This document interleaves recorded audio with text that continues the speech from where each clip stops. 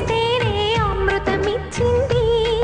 అవరోధాల దీవుల్లో ఆనంద నిధి ఉన్నది. కష్టాల వారధి దాటిన వారికి సొంతమవుతుంది. తెలుసుకుంటే సత్యమిది, తలచుకుంటే సాధ్యమిది. మౌనంగానే ఎదగమని మొక్క నీకు చెబుతుంది. ఎదిగిన కొద్దీ ఒదగమని